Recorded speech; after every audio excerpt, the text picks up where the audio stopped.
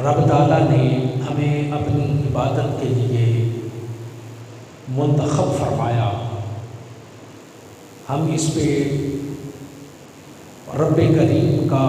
کروڑہا مرتبہ شکر ادا کریں تو وہ بھی کم ہے۔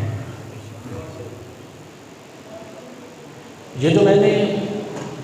جملہ بولا نا کہ رب تعالیٰ نے ہمیں اپنی عبادت کے لیے منتخب کیا، تو یقین جانیے بات ایسے ہی ہے، ورنہ ہر کس و ناقص کے بس کی بات نہیں ہوتی کہ وہ اللہ رب العزت کے گھر میں آ جائے اور آ کے اس کی عبادت کے لیے اس کے سامنے کھڑا ہو جائے اور سر بسجود ہو جائے۔ یہ ہر کسی کے بس کی بات نہیں ہے۔ وما توفیقی الا باللہ، مجھے جتنی بھی توفیق ملتی ہے اعمال صالحہ میں، جتنا بھی میں اللہ کی عبادت کے لیے کوئی نیک عمل کرنے کے لیے چلتا ہوں، اس کے گھر میں آتا ہوں، اس میں میرا ذاتی کمال نہیں ہے، بلکہ یہ رب کریم کی عطا ہے، یہ اس کا فضل ہے، یہ اس کا کرم ہے کہ جو اس نے مجھ پہ کیا تو میں اس کی بارگاہ میں آیا اور اس کے سامنے سجدہ ریز ہوا۔ یہ میرا اپنا ذاتی کمال نہیں ہے۔ تو یقین جانیے کہ ہم خوش قسمت ہیں کہ جنہیں اللہ تعالیٰ نے ہماری زندگیوں میں ایک مرتبہ پھر سے یہ عظیم المرتبت ماہ رمضان المبارک کا مہینہ عطا فرمایا۔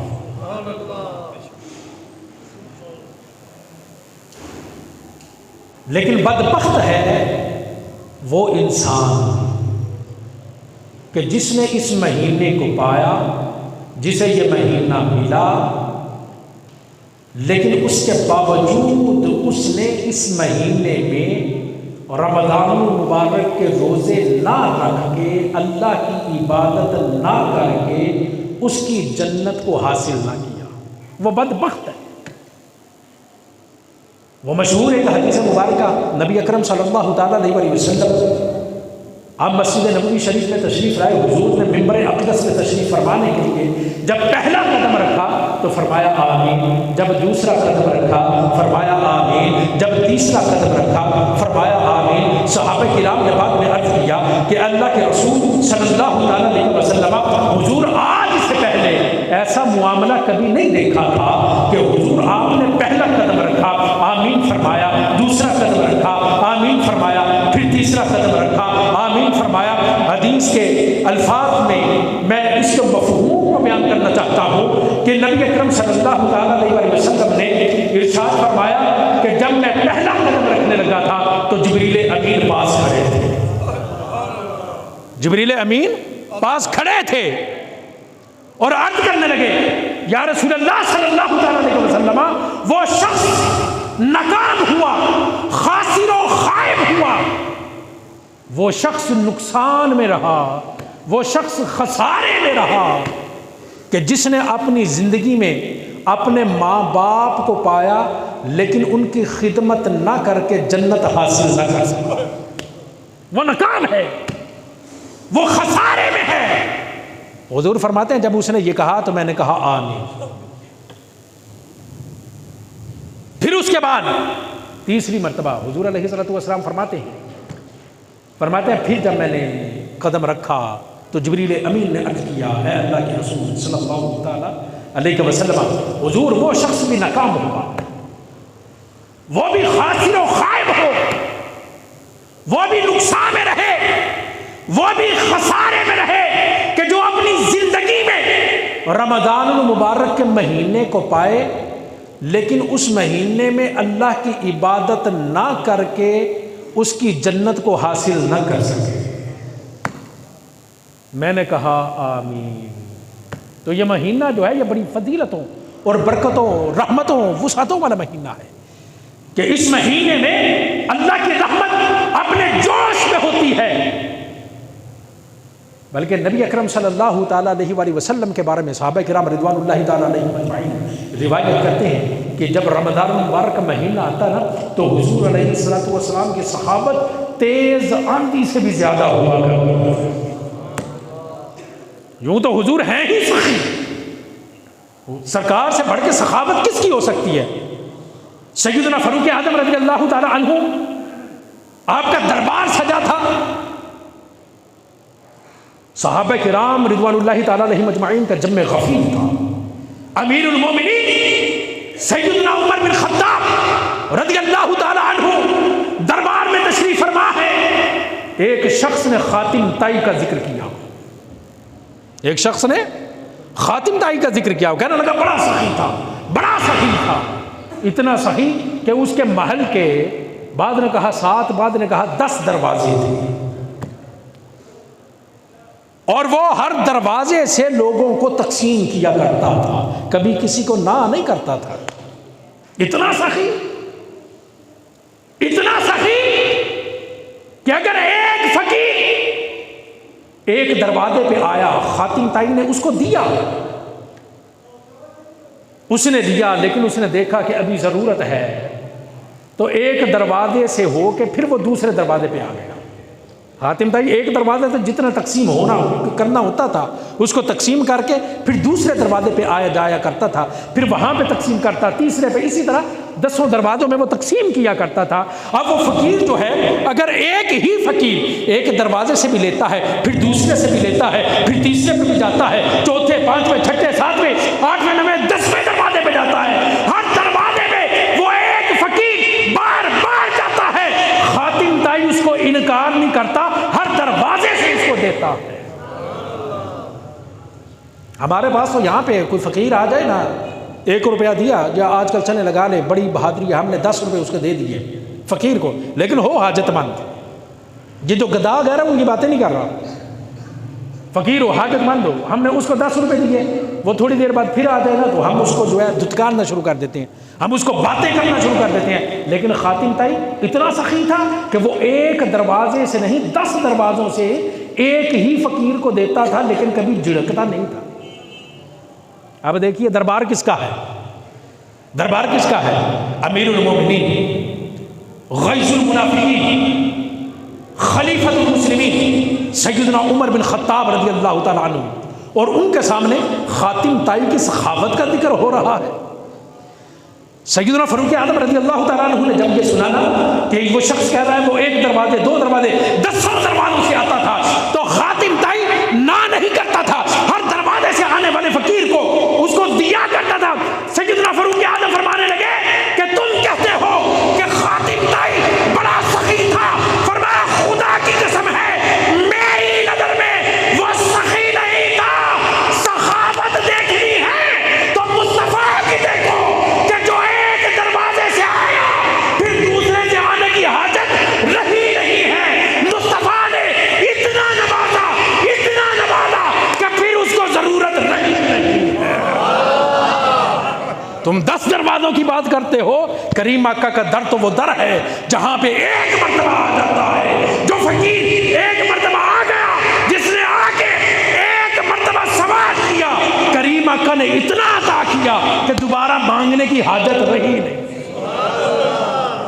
یہ ہے سخاوت۔ تم اس کی سخاوت کی بات کرتے ہو، کس خاتم طائی کی بات کرتے ہو،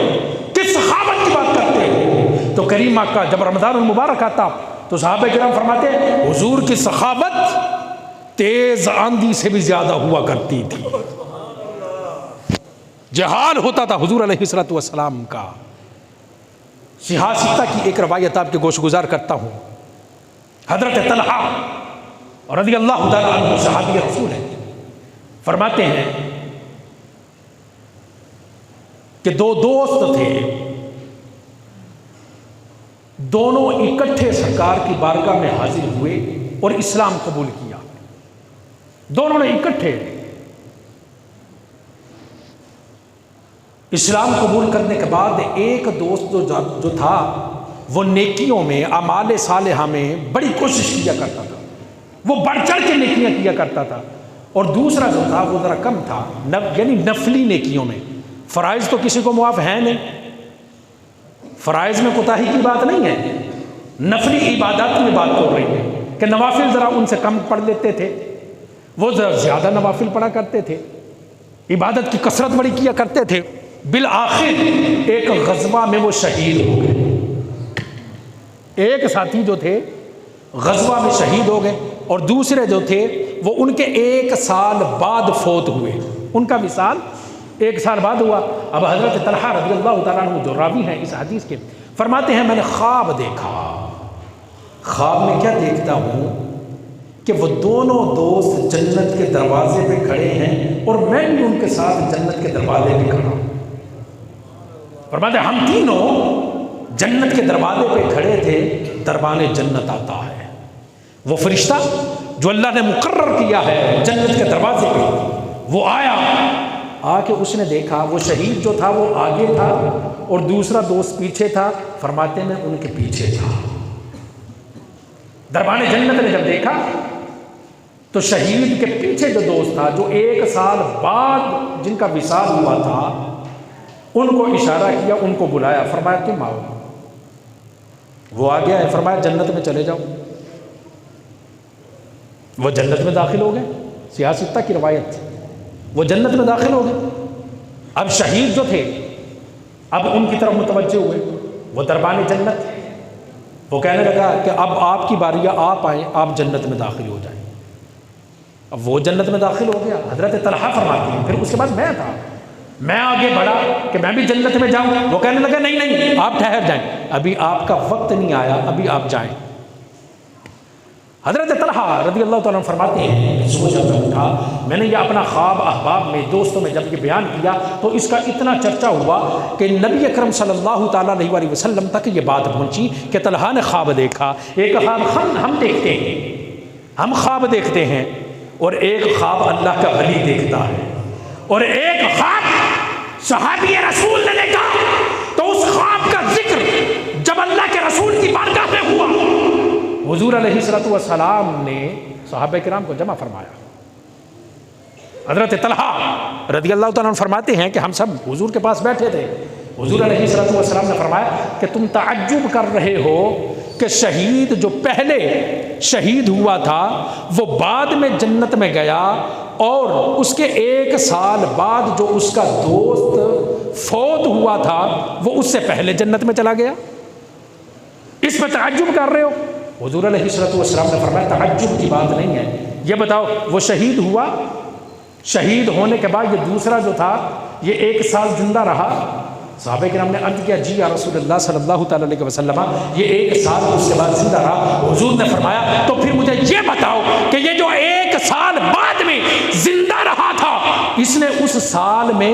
رمضان المبارک کے مہینے کو پایا؟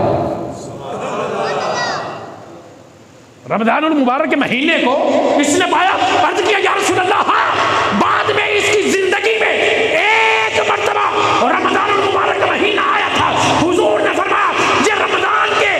روزوں کی فضیلت ہے اور اس کی برکت ہے کہ اس روزے کی وجہ سے اللہ نے اس سے پہلے اس کو جنت میں داخل کر دیا۔ یہ رمضان المبارک کا جو مہینہ ہے نا، یہ غنیمت جانیے، اس کی ایک ایک گھڑی، ایک ایک لمحہ، یہ اپنے رب کا فضل جانیے کہ رب نے ہم پہ فضل کیا ہے کہ ہماری زندگیوں میں 1 مرتبہ سے پھر یہ عظیم المرتبت مہینہ تشریف لایا ہے، اور اس مہینے میں جتنی عبادت ہو سکے عبادت کیجیے، جتنے نوافل پڑھ سکے نوافل پڑھیے، اعمال صالحہ کی کثرت کیجیے۔ اور نبی اکرم صلی اللہ تعالیٰ علیہ وسلم نے ارشاد فرمایا من صام رمضان ایمانا و احتسابا قد غفر له ما تقدم من ذنبه۔ حضور علیہ السلام نے ارشاد فرمایا سنو، جس شخص نے ایمان و احتساب کے ساتھ رمضان المبارک کے روزے رکھے، اللہ اس کے پچھلے سارے گناہوں کو معاف فرما دیتا ہے۔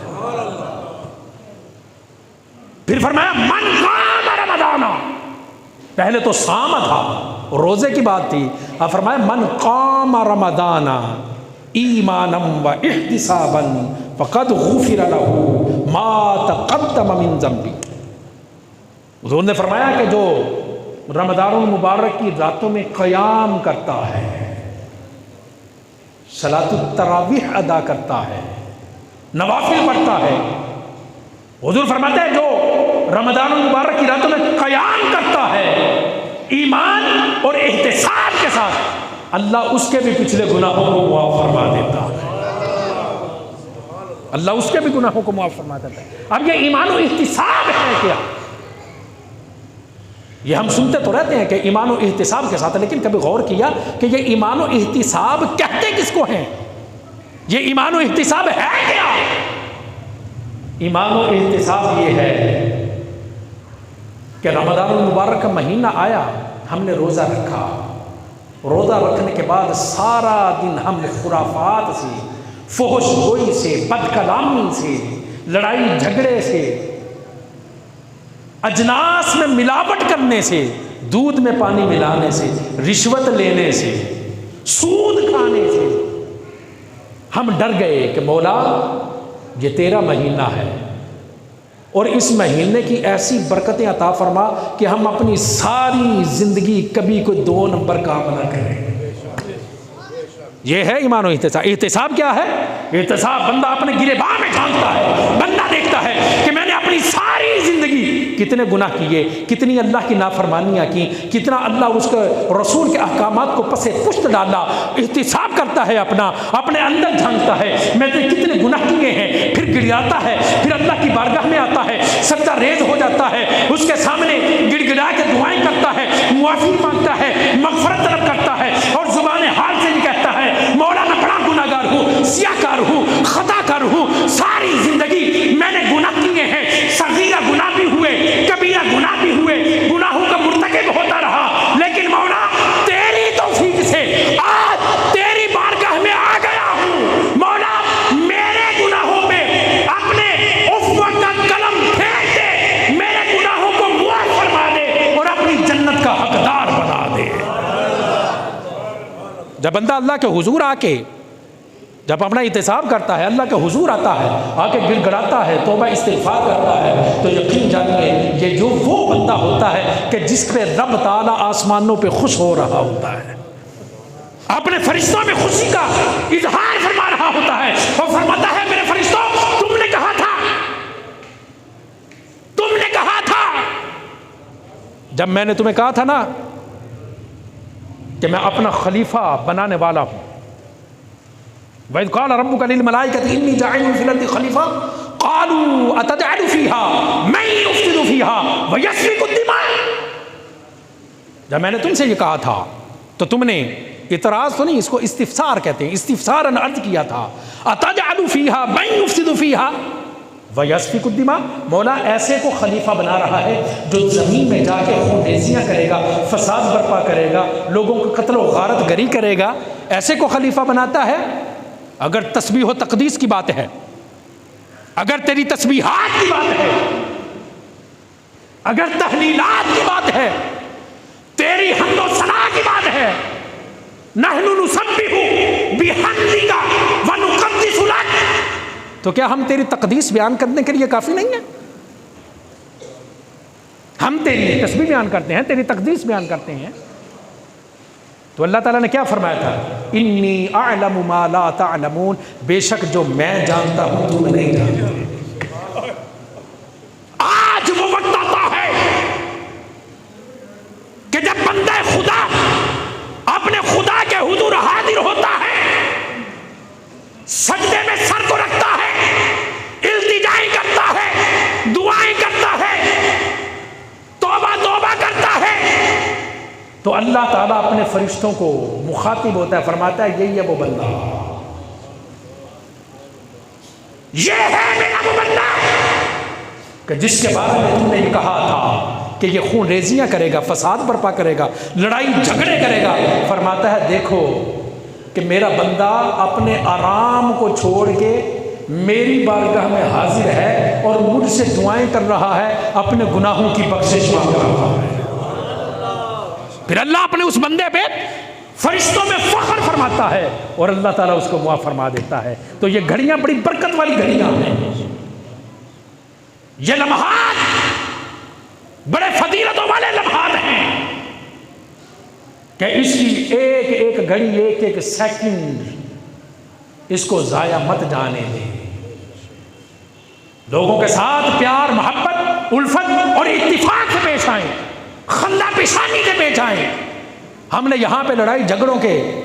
بڑے بڑے بہانے بنا رکھے ہوتے ہیں، یہ کیا ہے، مجھ سے سلام کیوں نہیں لی، یہ کیوں نہیں ہوا، وہ کیوں نہیں ہوا۔ ماشاءاللہ ہمارے، میری ابھی نظر پڑی، ہمارے تھانہ حاجی پورہ کے ایس ایچ او صاحب جناب محترم اویس بصرہ صاحب وہ تشریف لائے۔ حضرت آپ آگے آ جائیں،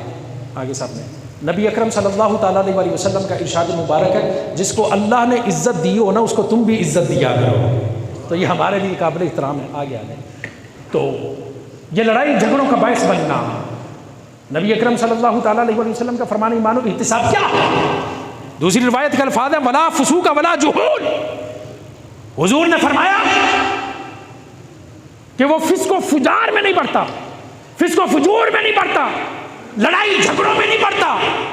بلکہ اپنے رب کی رضا کے لیے اگر کوئی اس سے بات کر بھی جائے، کوئی گالی بھی دے دے، دوسری روایت کے الفاظ ہے حضور نے فرمایا اگر کوئی گالی بھی دے دے تو یہ اسے کہہ دے کہ میں نے روزہ رکھا ہوا ہے، یہ اس کو جواب نہ دے،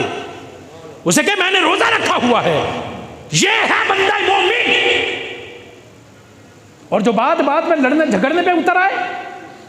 جو فسادی ہو، جو فساد پر پکڑنے والا ہو، یقین جانیے پھر میرے رب کی جو پکڑ ہے وہ بڑی سخت ہے۔ ان عذاب ربی لشدید، رب کی جو پکڑ ہے نا وہ بڑی سخت ہے۔ اور یہ الحمدللہ یہ جو مرکز ہے جس میں ہم آج بیٹھے ہیں، یہ مرکز اہل سنت ہے، اور آپ کو پتہ ہے یہ منسوب کس سے ہے؟ آفتاب پنجاب حضرت علامہ عبد الحکیم سیالکوٹی رحمۃ اللہ تعالی علیہ، یہ وہ عظیم المرتبت ہستی ہیں کہ علامہ اقبال جب مصر میں گئے نا جامعہ ازہر میں، تو شیخ ازہر کو ملنے کے لیے جب آپ پہنچے تو آپ نے جو رکا اندر بھیجا اس پہ اپنا نام لکھا ہوا تھا علامہ ڈاکٹر محمد اقبال سیالکوٹی، یہ آپ نے اپنا تعارف لکھا ہوا تھا۔ جب اس تک وہ چٹ گئی تو وہ شیخ ازہر جو تھے وہ خود چل کے باہر آئے، باہر آ کے آپ کو عزت و اکرام کے ساتھ اندر لے کے گئے نا، تو علامہ اقبال نے فرمانے لگے شیخ کیا آپ مجھے پہلے جانتے ہیں؟ آپ نے فرمایا نام تو سنا ہے کہ مسلمانوں کی کوئی تحریک ہے، اس میں کوئی علامہ اقبال ہے اور قائد اعظم ہے، لیکن میں آپ کا تعارف بہتر طریقے سے نہیں جانتا۔ تو علامہ اقبال علیہ الرحمہ فرمانے لگے پھر آپ نے یہ اتنا اہتمام کیوں کیا کہ آپ چل کے باہر آئے؟ فرمایا بات یہ ہے کہ آپ کے نام کے ساتھ لکھا تھا سیالکوٹی، کیا لکھا تھا؟ سیالکوٹی۔ تو فرمانے لگے کہ ہمارے جامعہ ازہر میں کوئی عالم بنتا نہیں جب تک حضرت علامہ عبد الحکیم سیالکوٹی کی درس نظامی میں شامل کتاب خیالی کو پڑھ نہیں لیتا، تب تک عالم نہیں بنتا۔ آپ اندازہ کیجئے کہ یہ وہ ہستی ہیں، اتنی عظیم المرتبت ہستی، اور پھر اس کے بعد آپ کو پتہ ہے 1953 میں یہاں ہمارے استاد المکرم حضور قبلہ شیخ الحدیث و تفسیر حضرت علامہ الحاج حافظ محمد عالم صاحب محدث سیالکوٹی رحمۃ اللہ تعالیٰ علیہ نے یہاں پہ مدرسہ کا آغاز فرمایا، جہاں پہ مدرسہ کا آغاز فرمایا، علامہ یوسف رحمۃ اللہ تعالیٰ علیہ کے دور کی بات ہے۔ پھر اس کے بعد حاجی باقر صاحب اور ان کے رفقا نے قبلہ استاد محترم کو عرض کیا کہ آپ جامعہ حنفیہ 2 دروازہ یہاں آپ تشریف لے آئیں اور یہاں پہ اپنے مدرسے کو شفٹ فرمائیں۔ پھر وہاں پہ مدرسہ چلا گیا، لیکن حضور قبلہ شیخ الحدیث علیہ الرحمہ اس مسجد کی نگرانی فرماتے رہے، سرپرستی فرماتے رہے، علامہ محمد یوسف رحمۃ اللہ تعالیٰ علیہ کے ساتھ۔ پھر اس کے بعد قبلہ استاد صاحب کی نظر کا کمال تھا کہ آپ نے حضرت علامہ